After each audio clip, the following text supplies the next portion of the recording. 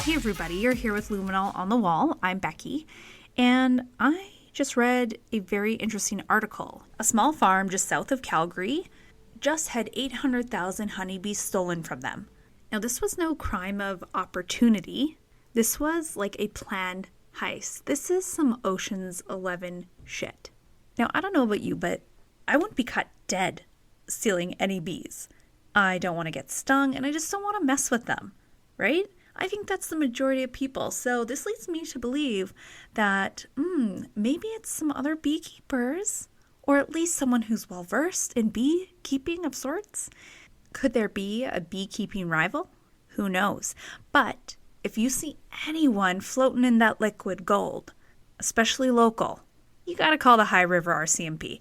You got to report that shit because, who knows? They could be the thieves. Those bees have been in that family for 40 years. You got to return them and get them back to the rightful owner. So, with that little piece of news and information, let's get to the case. Anna Lisa Raymundo was born on September 11th in 1970 in Brooklyn, New York. Her parents were Dr. Renato and Susan Raymundo. She came from a really loving family with 2 siblings. She had a sister named Bernadette and a brother named RJ. Now, Anna Lisa attended Harvard University in Boston, Massachusetts, where she took government and pre-medical programs, and she graduated magna cum laude. She then went on to attend Columbia University, where she got a master's degree in public health. So she was a pretty smart cookie. And in March of 2000, Anna Lisa landed a job at Purdue Pharma, and she moved to Stamford, Connecticut, where she bought a waterfront condo. Now, Anna Lisa was a really amazing woman from the sounds of it. She was super close with her family, and she made friends wherever she went. Her friends and family described her as athletic, strong, caring, and brilliant. And she captured virtually everyone's attention when she walked into a room. One evening in the summer of 2000, Anna Lisa attended a happy hour with coworkers, where she met a man named Nelson Sessler. They connected and began casually seeing one another. By this time, Anna Lisa was in her 30s, and she had a very successful career, and she was looking to settle down, get married, possibly have some children, but Nelson wasn't really ready to settle down yet. Over the next year or so, he continued to see Anna Lisa, but other women as well. And in the summer of 2001, he met another woman at another happy hour. Her name was Sheila Davalloo, and she happened to also work at Purdue Pharma, just like Nelson and Anna Lisa. Now, Nelson and Sheila connected and began an affair. So let's talk a little bit about Sheila. Sheila Davalloo was born on May 11th, 1969. She grew up in Iran. Her parents both were medical and health professionals. In 1978, when Sheila was only 10 years old, the Iranian Revolution, also known as the Islamic Revolution, had begun. And in the following years, Iran was in turmoil, and Sheila and her family fled and immigrated to the United States. They settled in Yorktown Heights, Westchester County, New York. Now, by the age of 19, in an effort to maintain cultural tradition, Sheila entered into an arranged marriage with a man named Fareed Musavi. At that time, Sheila also attended Stony Brook University, where she graduated with a degree in biochemistry. And after graduating from Stony Brook, Sheila continued her education at New York Medical College in Valhalla, New York. While there, she met a bright young and attractive man named Paul Christos. The two were attracted to each other and hit it off really quickly, and their connection soon evolved into a sexual affair, even though Sheila was still married to Fareed. And roughly a year into Sheila and Paul's relationship, Fareed called his wife, and to his surprise, a man answered the phone. It was Paul.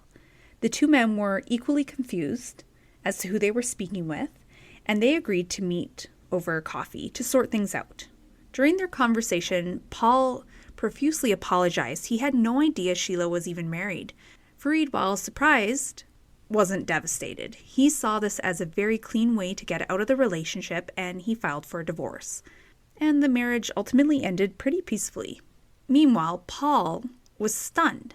How could Sheila have hidden a marriage from him? And when he confronted her, she claimed her marriage to Fareed had been arranged and devoid of love. And she promised Paul that she would get a divorce. And when she followed through, Paul decided to trust her. And their relationship continued, and in 2000, they ended up getting married. They seemed like the perfect couple. They were both successful people, Paul had began teaching at Cornell University in New York City, while Sheila landed a job as a research scientist at Purdue Pharma in Stamford, Connecticut. Now, because of the distance between their jobs, the couple compromised and they moved to Pleasantville, New York. Conveniently, this was halfway between both of their workplaces and giving each a manageable commute. In theory, this seemed like a pretty perfect solution, but in reality, they both were highly dedicated to their jobs, they worked long hours, and they didn't spend much time together, and this placed a huge strain on their relationship, and they began to drift apart and become more like roommates. So you can imagine that excitement and passion that Sheila felt after starting her affair with Nelson. So not long after the affair began, Sheila had gone to her husband Paul and informed him that her brother Shaheen was coming to visit her. But there was a pretty small issue. Shaheen was unaware that she had married Paul, and he struggled with schizophrenia. And Sheila believed that the news of their marriage would really upset her brother, which feels really weird to me because by this time, Paul and Sheila have been together a little while. How does he not even know about this relationship? On top of that, Paul had never actually even met Shaheen. He didn't attend their wedding and hadn't been a part of their lives. Paul only knew of him from stories from Sheila and her mother. But leading up to this point, he was unaware of any mental health issues that he suffered from. Regardless of the circumstances, though, Paul and Sheila agreed that he would go stay with friends and family for a couple days to avoid any issues. Now, this was supposed to be only a one-time visit, but it ended up turning into a reoccurring pattern. Paul was routinely forced to vacate his home so Sheila's brother could visit. This bizarre arrangement went on for months, and little did Paul know that Sheila was lying this whole time. Every time Paul left, it was so Sheila could have Nelson over. Over the next couple months, because of Sheila's extracurricular activities, her and Paul didn't actually spend a ton of time together. But when they did, Sheila was often gossiping about a love triangle at work. She told Paul her friend Jack was dating a woman named Melissa, but also having an affair with another colleague named Anna Lisa. Sheila was constantly asking Paul what Melissa should do in certain situations, and Paul humored his wife's gossip. But the truth was, Melissa was a fictional name Sheila used for herself. Jack was Nelson Sussler, and Anna Lisa was Anna Lisa Raymundo. So that means Sheila was discussing her own love triangle with her husband under the guise of just workplace drama she had nothing to do with. So this affair between Nelson and Sheila only lasted for a couple months over the summer until Nelson kind of had an epiphany about Anna Lisa. He realized he really cared for her and actually ended the affair with Sheila. When Nelson broke the news, Sheila seemed fairly unscathed, and so Nelson moved on with Anna Lisa and they became a more serious couple. Nelson virtually moved in with Anna Lisa even though he had his own apartment in Stamford. He spent most nights at Anna Lisa's place. Around the same time, Anna Lisa had actually started working for a new company called Pharmacia in New Jersey, but she had stayed living in Stamford. So on Friday, November 8th, 2002, just a little after noon, a call came in to 911 dispatch. The caller was female, and she said, "Yes, hello, I think a guy is attacking my neighbor. I heard yelling. And when the dispatcher asked who it was, she says, "I don't know her name, but she's my neighbor, and she lives in 105 Harbor Drive." And then the call virtually ends. Now, apparently the call is a lot longer, but in regards to the transcript, that's all I could really find. So after the call is ended, the 911 operator calls the number back to get more information, but they realize the number is associated with a payphone. So they decide to send the police to the complex, and at that point, they're a little unsure of who or what they are looking for, but then they see apartment 105, and they see that the door is ajar. When they approach, it doesn't look like there was any signs of forced entry, but when the police go inside, they can immediately tell that there was a violent struggle that had happened. The house was in complete disarray, There were plants that had been knocked over all around and blood everywhere. Then they see a young woman lying there dead. She was covered in blood. The woman happened to be 32-year-old Anna Lisa Raymundo. So officers secure the scene and they want to find the person that made this 911 call. So they start canvassing the area. They speak to Anna Lisa's neighbors and employees from all the businesses that were near the payphone. No one seemed to have seen anything out of the ordinary. Detectives also realized that the voice from the 911 call did not seem to match any of Anna Lisa's neighbors' voices. So they were left scratching their heads as to who called in. They're all a little bit confused, so they start looking at Anna Lisa's morning and her timeline. They learn that she had been working from home just like she did most Fridays, and at 10:34 a.m. she left her parents a voicemail that said, "Hi Mom and Dad, I just want you to know what's going on. I know you're busy with Grandma, but I'll talk to you sometime." So from that, detectives know that somewhere between 10:34 and about 12:15, Anna Lisa had been murdered. They believe she knew her killer as she most likely opened the door for them. And the first person of interest they want to talk to is her boyfriend, Nelson Sessler. Now, they didn't have to go searching for him because around 7:30 or 8 p.m. that evening, Nelson pulled up to the condo complex in his car. So they go speak with him. Nelson explains that him and Anna Lisa had a date that evening with friends, and he was there to pick her up. Oddly enough, within their interaction, Nelson never really asked the police what was going on or what happened to his girlfriend, and they found this really weird. So they brought him to one of the condo's side buildings and kept him there until they were ready to interview him. While there, Nelson seemed pretty unfazed and had actually fallen asleep. And this severely heightened suspicions that Nelson was involved, because who can be that calm and collected when their girlfriend just got murdered? It truly didn't seem like the actions of someone grieving. But in his interview, Nelson denied knowing or participating in Anna Lisa's death. He explained he had stayed with her the previous evening and had gone to work that morning. He stayed there all day and returned in the evening to get his girlfriend for their date. And that's when he learned what had happened to Anna Lisa. Now, what is shocking is when detectives actually go and investigate Nelson's alibi, they realize it is concrete. It turns out Purdue Pharma had amazing security camera coverage. Nelson is seen on camera clocking in first thing like he said, and then throughout the whole day, he is seen on security footage, and then it shows him clocking out when he said. So based on all the footage, there is absolutely no way that Nelson could have left undetected. So at that point, he was ruled out as a suspect. Detectives were also able to rule out a petty thief that was lingering in the area that day. Now, after this, they had no other major leads to go off of. The only thing that they had was a foreign DNA sample from a drop of blood that came from Anna Lisa's bathroom that did not belong to her or Nelson. And when it was put in the system, there were no matches available. And they didn't really have a direction to go in. When they got Anna Lisa's autopsy report back, they were hoping it would shed some light on the current situation. Unfortunately, there wasn't any physical evidence that was found, but what they were able to conclude is that Anna Lisa seemed to have been murdered with someone who knew her personally and seemed very angry with her. It had been determined she was stabbed 20 times in the face, neck, and chest. One of the wounds was so deep it had punctured all the way through to the back of her lung. She had several defensive wounds. She also suffered blunt force trauma to the head, and they believe this was done with a heavy dumbbell found at the crime scene.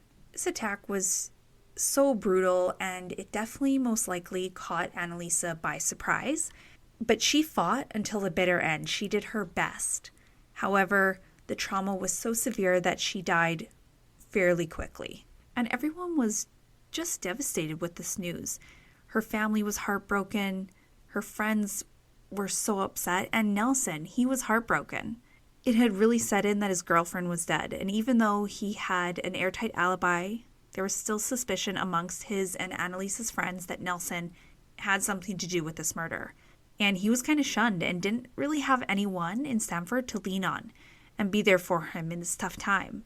But out of nowhere, Sheila, his old flame, was back in the picture, and she was there to console him.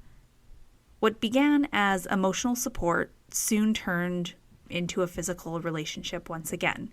And meanwhile, Sheila continued lying to Paul, still using the mentally ill brother excuse to get him out of the house so she could host Nelson once again. On November 13th, 2002, just a few days after Anna Lisa had been murdered, Paul had a work meeting with representatives from Pharmacia. And in this meeting, they started discussing about how one of their co-workers had been murdered a few days before in Stamford. Even though Paul didn't know who the victim was, he couldn't shake the feeling that this was possibly related to the love triangle he had heard so much about from his wife, aka Jack, Melissa, and Anna Lisa. The more he thought about it, the more suspicious he became. And the reason why that is because Paul had previously lent his wife and Melissa night vision binoculars and an eavesdropping device to help spy on Anna Lisa and Jack.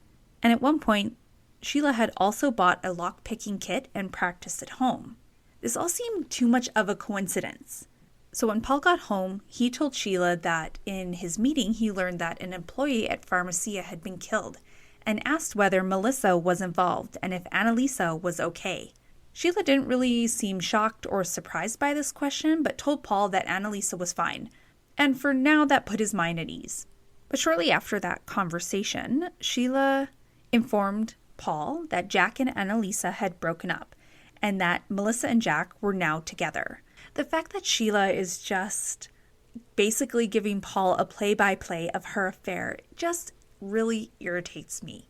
First of all, most people hide that shit, you know? But for her, it's all out in the open. And I just don't understand why she would do that. You know, I just find that just so confusing. So this case gets a little weirder. We're going to jump forward to Sunday, March 23rd, 2003. Sheila and Paul were both at home when she suggests that she and Paul try something new to spice up their relationship. Sheila said she had heard of this game from a couple ladies at work, a sexy game involving blindfolds and handcuffs. The premise of the game is that one partner would be handcuffed to a chair and blindfolded while the other chooses items from the home to run across their skin, and then they had to try and guess what the object was. So Sheila offered to be blindfolded first.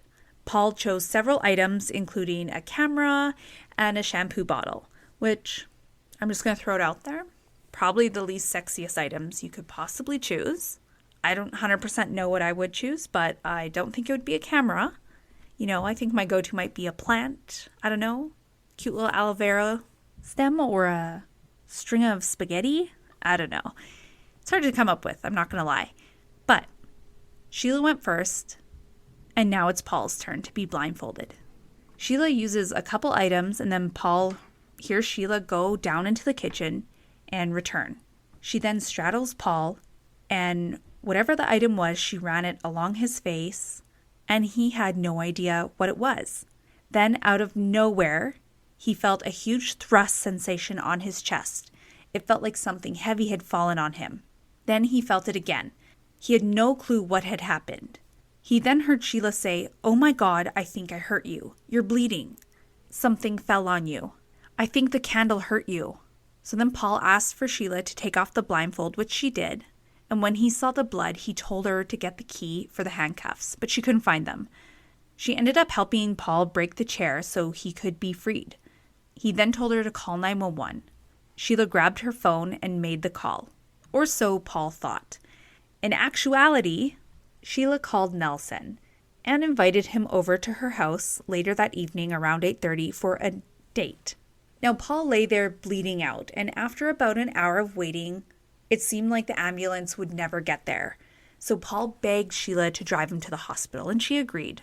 Sheila was clearly killing time as she drove as slow as possible to the hospital. It seemed like she wasn't in a hurry to get him help. They eventually did arrive at the Westchester Medical Center, where Sheila parked literally as far away as possible in the back parking lot. It was somewhat secluded. Then Sheila got out of the car. Paul assumed she was getting out to help him. But when she opened the door, Paul noticed she had a real crazy look in her eyes, and she stabbed him one more time in the chest. Nicking his heart with a paring knife, she tried to finish him off. Absolutely horrified, Paul, with his last morsel of energy, tried to wrestle the knife away from Sheila. The scuffle took them to a grassy spot near the building, where she was yelling, "Stay with me, talk to me, Paul," making it seem like she's trying to help him, to anyone passing by. Finally, Paul is able to get away with the knife, and he shockingly ran 200 feet and found a medical resident and begged for their help. Sheila quickly caught up and asked if she could take Paul to the emergency room herself, but the resident noticed the severity of Paul's injuries and the very questionable situation and bluntly refused Sheila's request. After that, she ran back to the car and took off. The resident rushed Paul to safety and called the police. When the police arrived at the hospital, it was very clear to everyone that Paul was not injured by a fluke accident. Rather, his wife had just tried to kill him. The police left and Paul was rushed into open heart surgery to save his life. Only about an hour later, the police caught up with Sheila, and she was immediately arrested for attempted murder of her husband, Paul Christos. In her interview with detectives, Sheila told them they were playing a game and it got out of hand, and her husband accidentally got hurt. But she didn't wish to elaborate on the details. I can only assume in this moment that Sheila is thinking less is more. I would assume she thinks that Paul is dead or is going to die, and if she just sticks to her story, there won't be anyone to contradict it. But little does she know, the police had already talked to Paul and gotten his side of the story and what had actually happened. So later that night, Nelson shows up to Sheila and Paul's home in Pleasantville around 8:30. He notices it is taped off, it is an active crime scene, and he sees police presence everywhere. Now, keep in mind, this is the second time in 6 months that Nelson has arrived for a date where a brutal crime has been committed. This poor guy is probably scarred for life. If I was him, I would have so much PTSD going into dates. I would never meet another person at their home for the rest of my life. So anyways, Nelson approaches the police and he asked what's going on. And that's when the police tell him that Sheila had attacked Paul Christos. Now, when Nelson hears this, he is so confused as to who Paul was. And they explain that it was Sheila's live-in husband. And it became pretty clear at that moment that Nelson had no idea that Sheila was even married. And he's left scratching his head wondering what the hell is going on all around him. First his girlfriend, now Paul Christos. If I was Nelson, I would be wondering, am I next? But fortunately for him, that wouldn't happen because Sheila was charged with the attempted murder of Paul Christos and went to trial in February 2004. Paul fortunately made it out of surgery alive and was able to testify against her. The prosecution argued that Sheila was obsessed with Nelson and that her motive was to be with Nelson, and her husband was in the way of that. Her trial was only heard by a judge, and she was sentenced to 25 years in prison without parole. And on top of that terrible news, she was also served with divorce papers. So after that trial was over and Nelson had learned some of the details of that case, he started putting things together and told police that he thinks Sheila might be connected to the murder of his late girlfriend, Anna Lisa Raymundo. And so they looked into it, and when they compared the unknown DNA from Anna Lisa's bathroom sink, it was a match to Sheila Davallou. They realized that Sheila must have cut herself in the attack, tried to clean herself up in the bathroom, because there was no other explanation as to why her DNA would have been anywhere in Anna Lisa's home. They were not friends and had never hung out. On November 6, 2007, Sheila was formally charged with first-degree murder in the death of Anna Lisa Raymundo. Her trial began in January 2012, and in a bold move, Sheila chose to represent herself. The prosecution introduced DNA evidence found in Anna Lisa's bathroom that matched Sheila. The jury also got to hear the 911 call made from the payphone after Anna Lisa was murdered. And then they got to hear a voice analysis expert testify that the voice on the 911 call could most likely be concluded as Sheila. The prosecution also brought in Paul Christos, Nelson Sessler, and Sheila's friend Tammy to testify against her. Paul and Tammy had testified that in November of 2002, they saw a substantial cut on Sheila's thumb. When they had asked her what happened, Sheila had told them she cut it opening dog food. Sheila had also confided in both Paul and Tammy with the details of the love triangle with Melissa, Jack, and Anna Lisa. Tammy herself was aware that after Nelson had broken things off with Sheila, that she was absolutely devastated and that she obsessively tracked Nelson and Anna Lisa's movements. She had even hacked into Nelson's voicemail to see where he was going to be at certain times. The prosecution was able to prove from records from Purdue Pharma that on the morning of November 8th, 2002, Sheila had clocked out early from work around 10:30 a.m. Now, Sheila tried to convince the jury that there wasn't a way to prove that she was at Anna Lisa's condo on November 8th. After all, her phone pinged at another location. She also tried to have Paul removed as a witness because her conversation and statements made to him while married were under the Marital Privilege Act, which means that confidential communications between spouses during their marriage are protected from being disclosed in court without the other spouse's consent. However, the court disagreed with Sheila because they felt that whatever she had told Paul was not specifically told to him in confidence. It wasn't even specific to her as far as he knew. So that's why they disagreed and continued to let Paul testify in this court case. So after everything was heard, the jury went on to deliberate. But they didn't really buy Sheila's defense. The jury felt Sheila thought she was smarter than everyone and came across arrogant in the trial. Mix that with all the evidence and testimony against her, they found Sheila Davalloo guilty of first-degree murder, and she was sentenced to 50 years in a Connecticut prison. This was to be served after her initial 25-year sentence for attempted murder in New York. At the sentencing hearing, Anna Lisa's father said Sheila Davalloo took away our most precious possession. She was a perfect daughter, and she was an excellent human being. To this day, Sheila maintains her innocence and has appealed her conviction several times, but they have all been denied. In 2019, police spoke with Sheila about another murder they believe she might have been involved in, that of a young woman named Nancy Smith. She was killed on December 5th, 2001 in New Windsor, New York. This was 11 months before Anna Lisa's murder and just months after Sheila had started her affair with Nelson Sessler. Nancy had previously worked with Sheila at Oxford Health, and the similarities between her murder and Anna Lisa's were striking. Nancy also worked in the medical field. She was attacked in her own home and had been stabbed multiple times. But what truly caught investigators' attention was a note found at the crime scene. It read, Nelson C.T.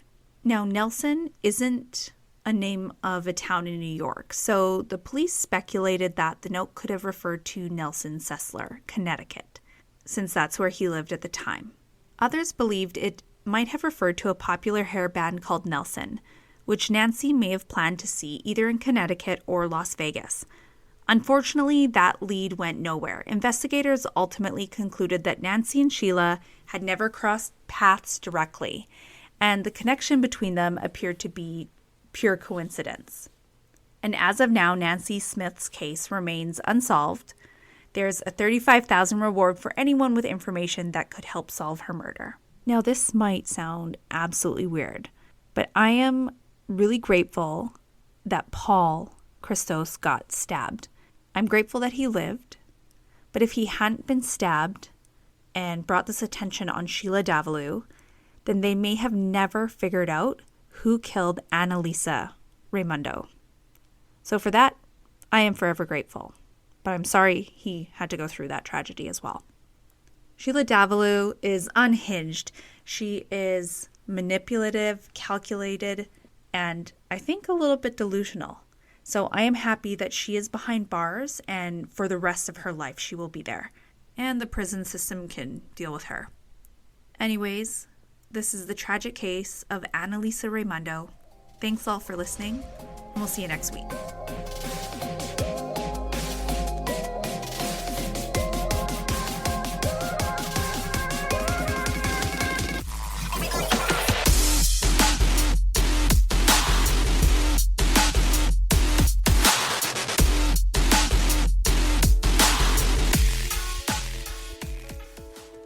And just your weekly reminder to download our weekly episodes, Follow us on Spotify or Apple Music or whatever streaming platform you listen to us on, and give us a follow on our social medias. You can find us at Luminol on the Wall. Can't wait till next week.